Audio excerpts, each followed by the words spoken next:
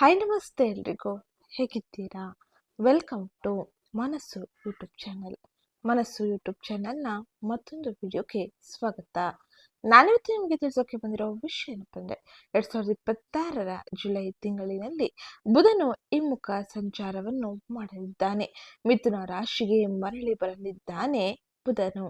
ಇದರಿಂದಾಗಿ ಅನೇಕ ರೀತಿಯ ಬದಲಾವಣೆಯು ಪ್ರತಿ ರಾಶಿಯವರ ಮೇಲೂ ಆಗಲಿದೆ. ಅದರಿಂದಾಗಿ ಈ ಪ್ರಸ್ತುತ ಸಮಯದಲ್ಲಿ ಬುಧನ ಸಂಚಾರದ ಪರಿಣಾಮ ವೃಷಭ ರಾಶಿಗೆ ಸೇರಿದ ವ್ಯಕ್ತಿಗಳಿಗೆ ಹೇಗಿರಲಿದೆ, ಹಾಗೆ ಏನೆಲ್ಲ ಬದಲಾವಣೆಯನ್ನು ತರಲಿದೆ, ಯಾವ ರೀತಿಯ ಎಚ್ಚರಿಕೆ ಕ್ರಮಗಳ ಜೊತೆಗೆ ನೀವು ಮುಂದುವರಿಯಬೇಕು, ಜೊತೆಗೆ ಈ ಜುಲೈ ತಿಂಗಳ ಗ್ರಹ ಗೋಚಾರ ಫಲಿತಾಂಶ ನಿಮ್ಮ ಜೀವನದ ಮೇಲೆ ಯಾವ ರೀತಿಯ ಪರಿಣಾಮವನ್ನು ಬೀರಲಿದೆ ಎಂಬುದನ್ನ ಇವತ್ತಿನ ವಿಡಿಯೋದಲ್ಲಿ ವಿವರವಾಗಿ ತಿಳಿಯೋಣ. ಅದಕ್ಕಿಂತ ಮುಂಚೆ ಯಾರಿನ್ನೂ ಚಾನಲ್ಗೆ ಸಬ್ಸ್ಕ್ರೈಬ್ ಮಾಡ್ಕೊಂಡಿಲ್ಲ, ಚಾನಲ್ಗೆ ಸಬ್ಸ್ಕ್ರೈಬ್ ಮಾಡ್ಕೊಳ್ಳಿ. ವಿಡಿಯೋಗೊಂದು ಲೈಕ್ ಮಾಡೋದನ್ನ ಮರ್ತಿದ್ರೆ ವಿಡಿಯೋಗೊಂದು ಲೈಕ್ ಮಾಡಿ, ಜೊತೆಗೆ ಈ ವಿಡಿಯೋನ ನಿಮ್ಮ ಕುಟುಂಬದವರಿಗೆ, ಸ್ನೇಹಿತರಿಗೆ, ಹಾಗೆ ಇಲ್ಲಿ ಇಲ್ಲಿರುವ ವೃಷಭ ರಾಶಿಗೆ ಸೇರಿದ ವ್ಯಕ್ತಿಗಳಿಗೆ ಶೇರ್ ಮಾಡಿ.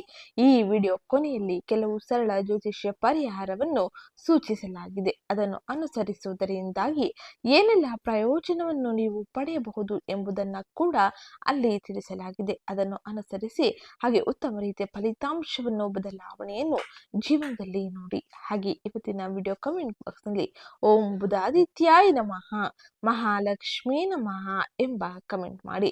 ಇದು ನಿಮಗೆ ಅತ್ಯಂತ ಹೆಚ್ಚಿನ ಸಕಾರಾತ್ಮಕ ಬದಲಾವಣೆಯನ್ನು ಜೀವನದಲ್ಲಿ ತಂದುಕೊಳ್ಳಿದೆ. ಈಗ ನಾವು ನೋಡೋಣ ಬುಧನ ಸಂಚಾರದ ಪರಿಣಾಮ ವೃಷಭ ರಾಶಿಗೆ ಸೇರಿದ ಜನರಿಗೆ ಏನೆಲ್ಲ ಬದಲಾವಣೆಯನ್ನು ತರಲಿದೆ ಎಂದು.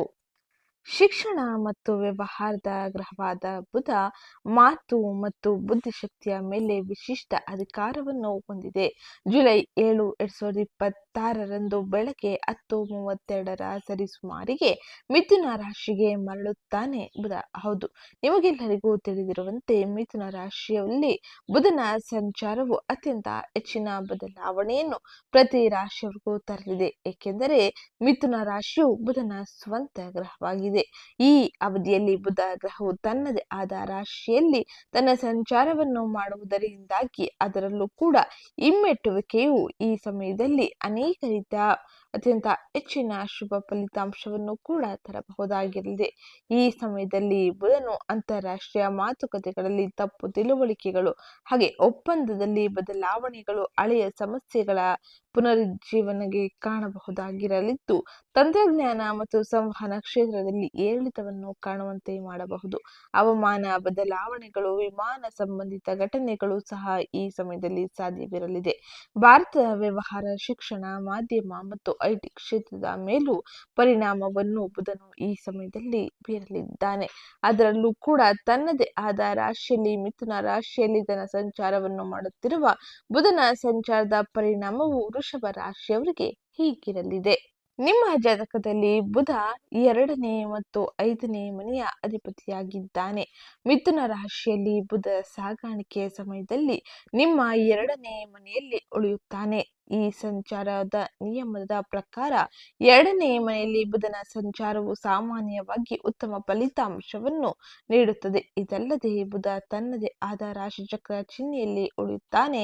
ಇದು ನಿಮಗೆ ಉತ್ತಮ ಪರಿಸ್ಥಿತಿಯನ್ನು ತರುತ್ತದೆ. ಹಾಗೆ ಆದರೆ ಬುಧನು ಹಿಮ್ಮುಖ ಮತ್ತು ದಹನಶೀಲವಾಗಿರುವುದರಿಂದಾಗಿ ಜುಲೈ 24, 25 ಬಹಳ ಎಚ್ಚರಿಕೆಯಿಂದ ನೀವು ಇರಬೇಕಾಗಿರಲಿದೆ. ಬುಧ ಗ್ರಹದ ಒಳ್ಳೆತನದ ಗ್ರಾಫ್ ಸ್ವಲ್ಪ ಕಡಿಮೆಯಾಗಬಹುದು, ಆದರೆ ಬುಧ ಗ್ರಹವು ಅದರ ಮಟ್ಟದಲ್ಲಿ ನಿಮ್ಮ ಉತ್ತಮ ಫಲಿತಾಂಶವನ್ನು ನೀಡುವ ಪ್ರಯತ್ನವನ್ನು ಮಾಡಲಿದ್ದಾನೆ. ಈ ಅವಧಿಯಲ್ಲಿ ಬುಧ ಗ್ರಹವು ಉತ್ತಮ ಬಟ್ಟೆ ಮತ್ತು ಆಭರಣ ಇತ್ಯಾದಿಗಳನ್ನು ಖರೀದಿಸಲು ನಿಮಗೆ ಸಹಾಯ ಮಾಡುತ್ತಾನೆ. ವಿದ್ಯಾರ್ಥಿಗಳಿಗೆ ಈ ಪ್ರಸ್ತುತ ಸಮಯದಲ್ಲಿ ಕಠಿಣ ಪರಿಶ್ರಮಕ್ಕೆ ಅನುಗುಣವಾಗಿ ಹೆಚ್ಚಿನ ಪ್ರಮಾಣದಲ್ಲಿ ಉತ್ತಮ ಫಲಿತಾಂಶವನ್ನು ಪಡೆಯುವಂತೆ ಮಾಡುತ್ತಾನೆ.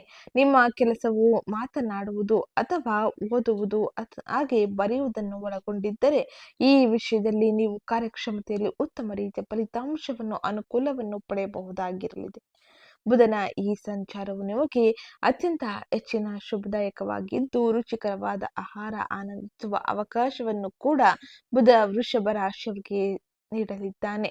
ಉತ್ತಮ ಸಂಭಾಷಣೆ ಶೈಲಿಯನ್ನು ಕಾಪಾಡಿಕೊಳ್ಳುತ್ತೀರಿ. ಹಾಗೆ ಈ ಸಮಯದಲ್ಲಿ ನೀವು ನಿಮ್ಮ ಸಂಬಂಧಿಕರೊಂದಿಗೆ ನಿಮ್ಮ ಸಂಬಂಧವನ್ನು ಸಹ ಸುಧಾರಿಸಲಿದ್ದೀರಿ. ಹಾಗೆ ವೃಷಭ ರಾಶಿಗೆ ಸೇರಿದ ವ್ಯಕ್ತಿಗಳಿಗೆ ತಮ್ಮ ಸಂಭಾಷಣಾ ಶೈಲಿಯಿಂದ ಇತರರನ್ನು ಆಕರ್ಷಿಸುವ ಅನೇಕ ರೀತಿಯ ಅವಕಾಶವೂ ಸಿಗಲಿದೆ. ಈ ಹಿಮ್ಮುಖ ಮತ್ತು ದಹನದಿಂದಾಗಿ ಕೆಲವು ವಿಷಯಗಳಲ್ಲಿ ಕೆಲವು ಅಡಚಣೆಗಳು ಕೂಡ ಉಂಟಾಗಬಹುದು. ಆದರೆ ಒಟ್ಟಾರೆ ಫಲಿತಾಂಶ ನಿಮಗೆ ಉತ್ತಮವಾಗಿ ನಿಮ್ಮ ಪರವಾಗಿಯೇ ಇರಲಿದೆ.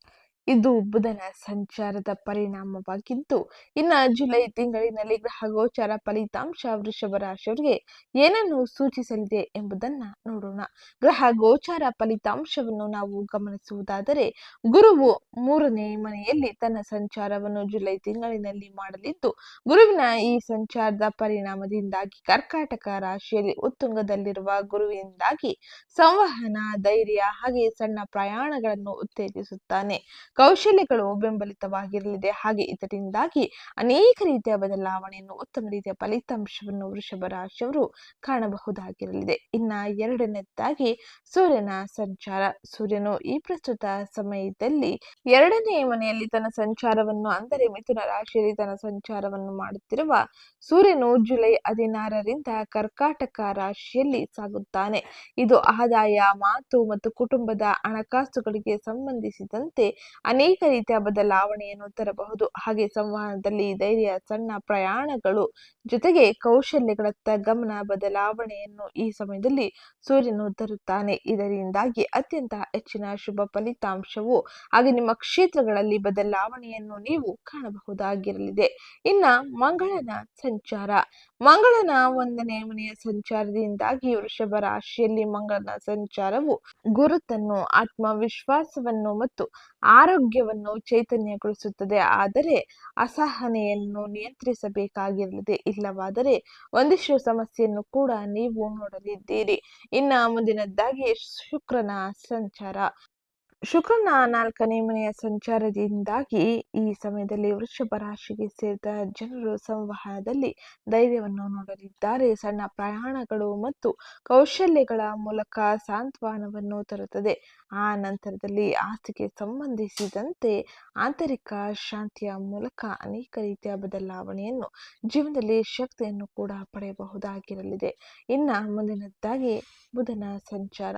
ಬುಧನು ಈ ಪ್ರಸ್ತುತ ಸಮಯದಲ್ಲಿ ಕರ್ಕಾಟಕ ರಾಶಿಯಿಂದ ಮತ್ತೆ ಮಿಥುನ ರಾಶಿಗೆ ಮರಳಲಿದ್ದಾನೆ. ಬುಧನ ಈ ಸಂಚಾರವು ಸಂವಹನ ಮತ್ತು ನಿರ್ಧಾರಗಳ ಸಂವಹನದ ಮೇಲೆ ಧೈರ್ಯ, ಸಣ್ಣ ಪ್ರಯಾಣಗಳು ಮತ್ತು ಕೌಶಲ್ಯಗಳು, ಆದಾಯ ಮತ್ತು ಕುಟುಂಬದ ಹಣಕಾಸಿಗೆ ಸಂಬಂಧಿಸಿದಂತೆ ಅನೇಕ ರೀತಿಯ ಬದಲಾವಣೆಯನ್ನು ತರಲಿದ್ದಾನೆ. ಬುಧನ ಸಂಚಾರ ಒಂದಿಷ್ಟು ಗೊಂದಲಮಯವಾಗಿರಲಿದೆ. ಆದರೆ ಈ ಸಮಯದಲ್ಲಿ ಬುಧನು ನಿಮಗೆ ಉತ್ತಮ ರೀತಿಯ ಫಲಿತಾಂಶವನ್ನೇ ನೀಡಲಿದ್ದಾನೆ. ಇನ್ನ ಮುಂದಿನದ್ದಾಗಿ ಶನಿಯ ಸಂಚಾರ. ಶನಿಯು 11ನೇ ಮನೆಯಲ್ಲಿ ಮೀನ ರಾಶಿಯಲ್ಲಿ ಯಥಾಸ್ಥಿತಿಯಂತೆ ಮುಂದುವರಿಯಲಿದ್ದಾನೆ. ಈ ಶನಿಯ ಸಂಚಾರದಿಂದಾಗಿ ಈ ಪ್ರಸ್ತುತ ಸಮಯದಲ್ಲಿ ಲಾಭಗಳು ಹಾಗೆ ಅನೇಕ ರೀತಿಯ ಅವಕಾಶಗಳು ನಿಮಗೆ ಸಿಗಲಿದೆ. ಅಣ್ಣ ತಮ್ಮಂದಿರು ಹಾಗೆ ಆಸೆಗಳನ್ನು ಈಡೇರಿಸಿಕೊಳ್ಳುವ ತಾಳ್ಮೆ ಅಗತ್ಯ ಈ ಸಮಯದಲ್ಲಿ ಇರಬೇಕಾಗಿರಲಿದೆ. ಇನ್ನು ರಾಹುವಿನ ಸಂಚಾರದ ಬಗ್ಗೆ ನಾವು ತಿಳಿಯುವುದಾದರೆ, ರಾಹು ನಿಮ್ಮ 10ನೇ ಮನೆಯಲ್ಲಿ ತನ್ನ ಸಂಚಾರವನ್ನು ಮಾಡುತ್ತಿದ್ದು, ಇದು ಕುಂಭರಾಶಿಯಲ್ಲಿ ಇರಲಿದೆ. ಈ ಸಮಯದಲ್ಲಿ ಕುಂಭರಾಶಿಯಲ್ಲಿ ರಾಹುವಿನ ಸಂಚಾರದಿಂದಾಗಿ ವೃತ್ತಿ, ಅಧಿಕಾರ, ಖ್ಯಾತಿ ಹಾಗೆ ಸಾರ್ವಜನಿಕ ಸ್ಥಾನಮಾನದ ಮೂಲಕ ಅಸಾಮಾನ್ಯ ಅವಕಾಶಗಳು ನಿಮ್ಮನ್ನು ಹುಡುಕಿ ಬರಲಿದೆ. ಆಸೆಗಳು ಉದ್ಭವಿಸಲಿದೆ. ಇದು ರಾಹುವಿನ ಸಂಚಾರದಿಂದಾಗಿ ಪ್ರಮುಖವಾಗಿ ನೋಡುವ ಬದಲಾವಣೆಯಾಗಿರಲಿದೆ. ಇನ್ನು ಜುಲೈ ತಿಂಗಳಿನಲ್ಲಿ ಕೇತುವಿನ ಸಂಚಾರದ ಪರಿಣಾಮ ಹೇಗಿರಲಿದೆ ಎಂದು ತಿಳಿಯೋಣ. ಕೇತು ನಿಮ್ಮ 4ನೇ ಮನೆಯಲ್ಲಿ, ಅಂದರೆ ಸಿಂಹ ರಾಶಿಯಲ್ಲಿ ತನ್ನ ಸಂಚಾರವನ್ನು ಮಾಡುತ್ತಾನೆ. ಕೇತು ಸಿಂಹ ರಾಶಿಯಲ್ಲಿ ತನ್ನ ಸಂಚಾರವನ್ನು ಈ ತಿಂಗಳು ಪೂರ್ತಿ ಮಾಡುವುದರಿಂದಾಗಿ ಈ ಸಮಯದಲ್ಲಿ ವೃಷಭ ರಾಶಿಗೆ ಸೇರಿದ ಜನರು ಮನೆ, ಆಸ್ತಿ, ವಾಹನಗಳು ಮತ್ತು ಆಂತರಿಕ ಶಾಂತಿಯಲ್ಲಿ ನಿರ್ಲಿಪ್ತತೆ ಮತ್ತು ಅನಿಶ್ಚಿತತೆಯ ಅನುಭವವನ್ನು ನೋಡಲಿದ್ದಾರೆ. ಇದರಿಂದಾಗಿ ಬಹಳ ಎಚ್ಚರಿಕೆ ನಿರ್ಧಾರಗಳ ಜೊತೆಗೆ ತಾಳ್ಮೆಯಿಂದ ಮುಂದುವರೆದರೆ ಅತ್ಯಂತ ಹೆಚ್ಚಿನ ಶುಭ ಫಲಿತಾಂಶಗಳನ್ನು, ಅವಕಾಶಗಳನ್ನು ನಿಮ್ಮದಾಗಿಸಿಕೊಳ್ಳಬಹುದಾಗಿರಲಿದೆ. ಇದು ಜುಲೈ ತಿಂಗಳ ಗ್ರಹ ಸಂಚಾರವಾಗಿದ್ದು, ಇನ್ನು ಈ ಎಲ್ಲ ಗ್ರಹ ಸಂಚಾರದ ಪರಿಣಾಮ ನಿಮ್ಮ ವೃತ್ತಿ, ವ್ಯವಹಾರ, ಆರ್ಥಿಕತೆ, ಆರೋಗ್ಯ, ಶಿಕ್ಷಣ, ಕುಟುಂಬದ ಮೇಲೆ ಯಾವ ಸಮಯದಲ್ಲಿ ಯಾವ ರೀತಿಯಲ್ಲಿ ಬದಲಾವಣೆಯನ್ನು ತರಲಿದೆ. ಹಾಗೆ ಯಾವ ರೀತಿಯ ಎಚ್ಚರಿಕೆ ಕ್ರಮಗಳ ಜೊತೆಗೆ ನೀವು ಮುಂದುವರಿಯಬೇಕು ಎಂಬುದನ್ನು ಈಗ ವಿವರವಾಗಿ ತಿಳಿಯೋಣ. ಅದಕ್ಕಿಂತ ಮುಂಚೆ ಯಾರಿನ್ನೂ ಚಾನಲ್ಗೆ ಸಬ್ಸ್ಕ್ರೈಬ್ ಮಾಡಿಕೊಂಡಿಲ್ಲ, ಚಾನಲ್ಗೆ ಸಬ್ಸ್ಕ್ರೈಬ್ ಮಾಡಿಕೊಳ್ಳಿ. ವೃತ್ತಿ ಮತ್ತು ಉದ್ಯೋಗದ ಬಗ್ಗೆ ತಿಳಿಸುವುದಾದರೆ ಸಂವಹನ, ದಾಖಲಾತಿಗಳು, ಹಾಗೆ ಮಾರ್ಕೆಟಿಂಗ್, ಮಾಧ್ಯಮ, ಮಾರಾಟ ಮತ್ತು ಅಲ್ಪ ದೂರ ಪ್ರಯಾಣದಲ್ಲಿ ಪ್ರಗತಿಯನ್ನು ನೀವು ಈ ಸಮಯದಲ್ಲಿ ನೋಡಲಿದ್ದೀರಿ. ನಿಮ್ಮ ಧೈರ್ಯ ಸುಧಾರಿಸಲಿದೆ, ಆದರೆ ಅತಿಯಾದ ಭರವಸೆಗಳನ್ನು ನೀವು ನೀಡುವುದನ್ನು ತಪ್ಪಿಸಬೇಕಾಗಿರಲಿದೆ. ಹಾಗೆ ತಿಂಗಳ ದ್ವಿತೀಯಾರ್ಧವು ಹೆಚ್ಚು ನಿರ್ಣಾಯಕವಾಗಿರುತ್ತದೆ, ಏಕೆಂದರೆ ಸೂರ್ಯನು ಕರ್ಕಾಟಕ ರಾಶಿಯಲ್ಲಿ ಉತ್ತುಂಗದಲ್ಲಿ ಇರುತ್ತಾನೆ. ಗುರುವಿನ ಜೊತೆ ಸೇರುವ ಸೂರ್ಯನಿಂದಾಗಿ ವೃಷಭ ರಾಶಿಯವರು ಈ ಸಮಯದಲ್ಲಿ ಅತ್ಯಂತ ಹೆಚ್ಚಿನ ಸಕ್ರಿಯತೆಯಿಂದ ಇರಲಿದ್ದಾರೆ.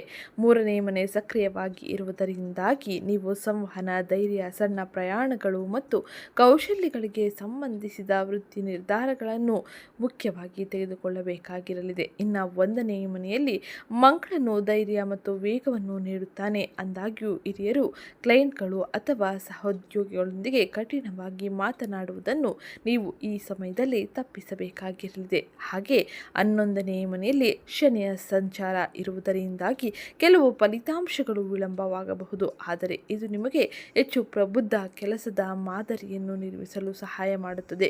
ಇದರಿಂದಾಗಿ ನೀವು ಕೆಲಸದ ಕ್ಷೇತ್ರದಲ್ಲಿ ಗೌರವ, ಮನ್ನಣೆಯನ್ನು, ಉತ್ತಮ ರೀತಿಯ ಫಲಿತಾಂಶವನ್ನು ಕೂಡ ಪಡೆದುಕೊಳ್ಳಬಹುದಾಗಿರಲಿದೆ. ಇನ್ನು ಹಣಕಾಸಿಗೆ ಸಂಬಂಧಿಸಿದಂತೆ, ಆರ್ಥಿಕ ವ್ಯವಹಾರಗಳಿಗೆ ಸಂಬಂಧಿಸಿದಂತೆ ಏನೆಲ್ಲ ಬದಲಾವಣೆಯನ್ನು ಜುಲೈ ತಿಂಗಳಿನಲ್ಲಿ ಕಾಣಲಿದ್ದೀರಿ ಎಂದು ನೋಡೋಣ.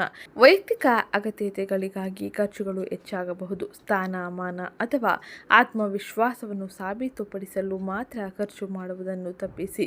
ಗುರುವು ರಕ್ಷಣೆ ಮತ್ತು ಉತ್ತಮ ತೀರ್ಪನ್ನು ತರುತ್ತಾನೆ. ಹಾಗೆ ವಿಶೇಷವಾಗಿ 3ನೇ ಮನೆಗೆ ಸಂಬಂಧಿಸಿದ ವಿಷಯಗಳಿಗೆ ಸ್ಥಿರವಾದ ಕೆಲಸ ಹಾಗೆ ಉತ್ತಮ ರೀತಿಯ ನಿರ್ಧಾರ ಬಹು ಮುಖ್ಯವಾಗಿದ್ದು, ಆದಾಯವು ಸುಧಾರಿಸಲಿದೆ, ಆದರೆ ಖರ್ಚುಗಳನ್ನು ಬರೆದಿಟ್ಟುಕೊಳ್ಳುವುದು ಉತ್ತಮವಾಗಿರಲಿದೆ. ಹಾಗೆ ಈ ಸಮಯದಲ್ಲಿ ಆರ್ಥಿಕ ವ್ಯವಹಾರಗಳನ್ನು ನಿಯಂತ್ರಿಸಬೇಕಾಗಿದ್ದು, ಪುರಾವೆಗಳಿಲ್ಲದೆ, ಊಹಾತ್ಮಕ ನಿರ್ಧಾರಗಳಿಲ್ಲದೆ ಮತ್ತೆ ಭಾವನಾತ್ಮಕವಾಗಿ ಖರೀದಿಗಳನ್ನು ಸಾಲ ನೀಡುವುದನ್ನು ತಪ್ಪಿಸುವುದು ಉತ್ತಮವಾಗಿರಲಿದೆ. ಹಾಗೆ ನೀವು ಆಸ್ತಿ, ವಾಹನ, ಶಿಕ್ಷಣ, ಪ್ರಯಾಣ ಅಥವಾ ವ್ಯಾಪಾರ ಹೂಡಿಕೆಗಳಲ್ಲಿ ಯೋಜನೆಗಳನ್ನು ರೂಪಿಸಿ ಹಾಗೆಯೇ ನೀವು ತಜ್ಞರ ಸಲಹೆಯನ್ನು ಪಡೆದು ಮುಂದುವರಿದರೆ ಆರ್ಥಿಕ ವ್ಯವಹಾರಗಳು ಉತ್ತಮ ರೀತಿಯಲ್ಲಿ ಇರಲಿದೆ. ಹಾಗೆ ಆರ್ಥಿಕ ವ್ಯವಹಾರಗಳು ಅಂತಿಮಗೊಳಿಸುವಿಕೆಯಲ್ಲಿ ನೀವು ಬಹಳ ಎಚ್ಚರಿಕೆಯಿಂದ ನಿರ್ಧಾರಗಳನ್ನು ತೆಗೆದುಕೊಳ್ಳಿ. ಇದು ನಿಮಗೆ ಉತ್ತಮ ರೀತಿಯ ಫಲಿತಾಂಶವನ್ನು ಮುಂದಿನ ಸಮಯದಲ್ಲಿ ತರಲಿದೆ.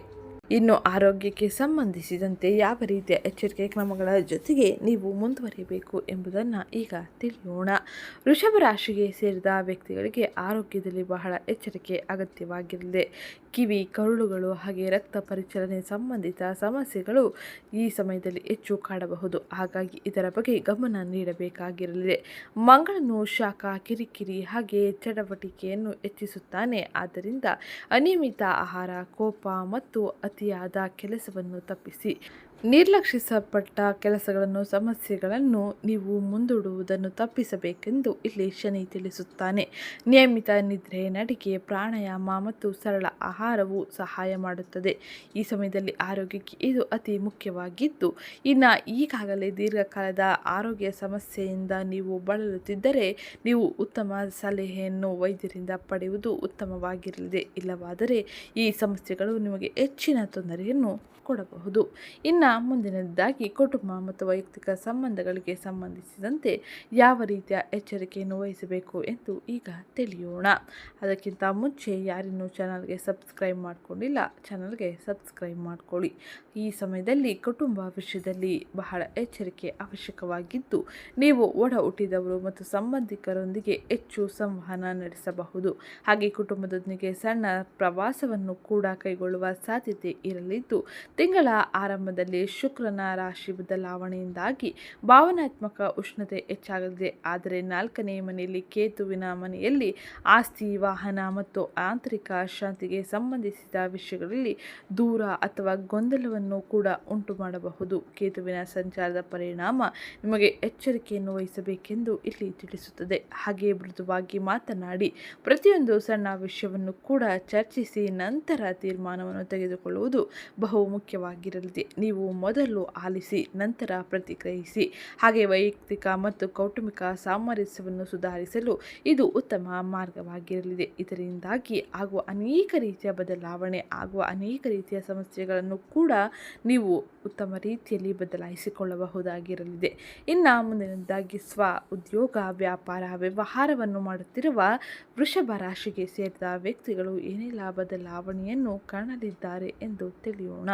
ವ್ಯಾಪಾರಸ್ಥರಿಗೆ ಜುಲೈ ತಿಂಗಳಿನಲ್ಲಿ ವಾಸ್ತವಿಕ ಯೋಜನೆಗಾಗಿ ಬಹಳಷ್ಟು ಅವಕಾಶಗಳು ಸಿಗಲಿದೆ. ಇದನ್ನು ಸರಿಯಾದ ರೀತಿಯಲ್ಲಿ ಬಳಸಿಕೊಳ್ಳಬೇಕಾಗಿರಲಿದೆ. ಗುರುವು ಸಂವಹನ, ಧೈರ್ಯ, ಸಣ್ಣ ಪ್ರಯಾಣಗಳನ್ನು ಕೂಡ ಈ ಸಮಯದಲ್ಲಿ ನೀಡುತ್ತಾನೆ. ಕೌಶಲ್ಯ ಮೂಲಕ ಬೆಳವಣಿಗೆಯನ್ನು ಉತ್ತಮ ರೀತಿಯಲ್ಲಿ ಬೆಂಬಲಿಸುತ್ತಾನೆ. ಆದರೆ ಬುಧನ ಚಲನೆಯು ಚರ್ಚೆಗಳು, ಕಾಗದ ಪತ್ರಗಳು ಮತ್ತು ಮಾತುಕತೆಗಳನ್ನು ಸುಧಾರಿಸುತ್ತಾನೆ. ಹಾಗೆ ಈ ಸಮಯದಲ್ಲಿ ನೀವು ನಿಮ್ಮ ಕ್ಷೇತ್ರವನ್ನು ಅವಲಂಬಿಸಿ ಹೊಸ ಗ್ರಾಹಕರ ಸಂಪರ್ಕವನ್ನು, ಪ್ರಯಾಣಗಳನ್ನು ಅಥವಾ ಆನ್ಲೈನ್ ಸಂವಹನವನ್ನು ಈ ಸಮಯದಲ್ಲಿ ಹೆಚ್ಚಿಸಬೇಕಾಗಿರಲಿದೆ. ಭಾವನೆ ಅಥವಾ ಒತ್ತಡದ ಮೇಲೆ ಮಾತ್ರ ವಿಸ್ತರಿಸಬೇಡಿ. ಮಂಗಳನು ನಿಮಗೆ ಆತ್ಮವಿಶ್ವಾಸವನ್ನು ನೀಡಬಹುದು, ಆದರೆ ಶನಿಯು ದಸ್ತಾವೇಜೀಕರಣ, ಬಜೆಟ್ ನಿಯಂತ್ರಣ ಮತ್ತು ತಾಳ್ಮೆಯನ್ನು ಕೇಳುತ್ತಾನೆ. ನಿರ್ಧಾರಗಳನ್ನು ಸರಿಯಾಗಿ ಪರಿಶೀಲಿಸಿದ ನಂತರ ಮುಂದುವರಿಯಿರಿ. ರಿಯಲ್ ಎಸ್ಟೇಟ್, ಶಿಕ್ಷಣ, ಸಲಹಾ, ಸಂವಹನ, ತಾಂತ್ರಿಕ ಕೆಲಸ, ವ್ಯಾಪಾರ ಮತ್ತು ಸೇವಾ ಆಧಾರಿತ ಚಟುವಟಿಕೆಗಳಲ್ಲಿ ಈ ಸಮಯದಲ್ಲಿ ವೃಷಭ ರಾಶಿಯವರಿಗೆ ಅತ್ಯಂತ ಹೆಚ್ಚಿನ ಪ್ರಗತಿ ಸಿಗಲಿದೆ. ಇನ್ನು ಮುಂದಿನದಾಗಿ ಶಿಕ್ಷಣ ಮತ್ತು ಶಿಕ್ಷಣ ಕ್ಷೇತ್ರಕ್ಕೆ ಸಂಬಂಧಿಸಿದಂತೆ ವಿದ್ಯಾರ್ಥಿಗಳು ಏನೆಲ್ಲ ಬದಲಾವಣೆಯನ್ನು ಕಾಣಬಹುದು ಎಂದು ಈಗ ತಿಳಿಯೋಣ.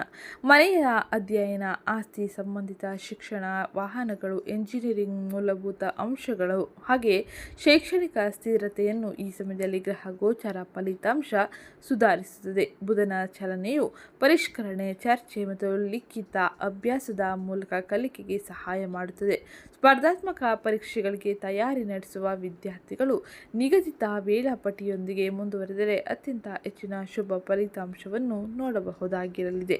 ಇನ್ನು ಈ ಸಮಯದಲ್ಲಿ ಇತರರೊಂದಿಗೆ ಹೋಲಿಕೆಯನ್ನು ಮಾಡುವುದನ್ನು ತಪ್ಪಿಸಬೇಕಾಗಿರಲಿದೆ.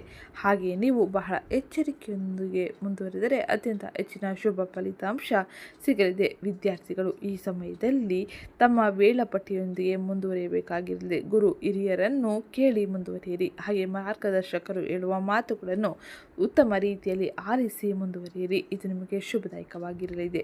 ಇದು ಗ್ರಹ ಸಂಚಾರದಿಂದಾಗಿ ಪ್ರಮುಖವಾಗಿ ನೋಡುವ ಬದಲಾವಣೆಗಳಾಗಿದ್ದು, ಇನ್ನು ಜುಲೈ ತಿಂಗಳಿನಲ್ಲಿ ವೃಷಭ ರಾಶಿಗೆ ಸೇರಿದ ವ್ಯಕ್ತಿಗಳು ಯಾವ ರೀತಿಯ ಸರಳ ಜ್ಯೋತಿಷ್ಯ ಪರಿಹಾರವನ್ನು ಅನುಸರಿಸಬೇಕು ಎಂಬುದನ್ನು ಈಗ ತಿಳಿಯೋಣ. ಈ ತಿಂಗಳು ಒತ್ತಡವನ್ನು ಕಡಿಮೆ ಮಾಡಲು ಮತ್ತು ಗುರು, ಶನಿ ಹಾಗೆ ಇತರ ಗ್ರಹಗಳಿಂದ ಅನುಕೂಲಕರ ಫಲಿತಾಂಶವನ್ನು ಬಲಪಡಿಸಿಕೊಳ್ಳಲು ಈ ಸರಳ ಜ್ಯೋತಿಷ್ಯ ಪರಿಹಾರವನ್ನು ಅನುಸರಿಸಿ. ಆತ್ಮವಿಶ್ವಾಸಕ್ಕಾಗಿ ಪ್ರತಿದಿನ ಬೆಳಗ್ಗೆ ಆದಿತ್ಯ ಹೃದಯ ಪಠಿಸುವುದು ಉತ್ತಮವಾಗಿರಲಿದೆ. ಹಾಗೆ ಸೂರ್ಯನಿಗೆ ನೀರನ್ನು ಅರ್ಪಿಸುವುದು ಬಹಳ ಶುಭದಾಯಕವಾಗಿರಲಿದೆ. ಇನ್ನು ಎರಡನೇದಾಗಿ ಲಗ್ನದಲ್ಲಿ ಮಂಗಳ ಗ್ರಹದ ಶಾಂತಿಗಾಗಿ ನೀವು ಮಂಗಳವಾರದಂದು ಕೆಂಪು ಬೇಳೆಯನ್ನು ದಾನ ಮಾಡುವುದು ಶುಭದಾಯಕವಾಗಿರಲಿದೆ. ಇದು ನಿಮಗೆ ಮಂಗಳನಿಂದಾಗಿ ಅತ್ಯಂತ ಹೆಚ್ಚಿನ ಸಕಾರಾತ್ಮಕ ಬದಲಾವಣೆಯನ್ನು ಜೀವನದಲ್ಲಿ ನೋಡುವಂತೆ ಮಾಡಲಿದೆ.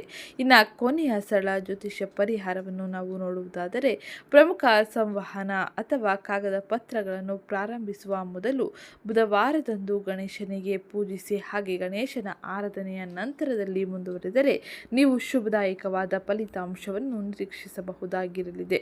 ಇದು ಪ್ರಮುಖವಾಗಿ ಜುಲೈ ತಿಂಗಳಿನಲ್ಲಿ ಗ್ರಹ ಸಂಚಾರದಿಂದಾಗಿ ನೋಡುವ ಬದಲಾವಣೆಗಳಾಗಿದ್ದು, ಇದು ಇವತ್ತಿನ ವಿಡಿಯೋ ಆಗಿತ್ತು. ವಿಡಿಯೋ ಇಷ್ಟ ಆಗಿದ್ದಲ್ಲಿ ವಿಡಿಯೋಗೊಂದು ಲೈಕ್ ಮಾಡಿ, ಚಾನಲ್ಗೆ ಸಬ್ಸ್ಕ್ರೈಬ್ ಮಾಡ್ಕೊಳ್ಳೋದನ್ನ ಮರಿಬೇಡಿ. ಹಾಗೆ ವೃಷಭ ರಾಶಿಯವರು ಕೇಳಿದ ಕೆಲ ಪ್ರಶ್ನೆಗಳಲ್ಲಿ ಮೊದಲನೇ ಪ್ರಶ್ನೆ, ವೃಷಭ ರಾಶಿಯವರಿಗೆ ಜುಲೈ ತಿಂಗಳು ಹೇಗಿರಲಿದೆ?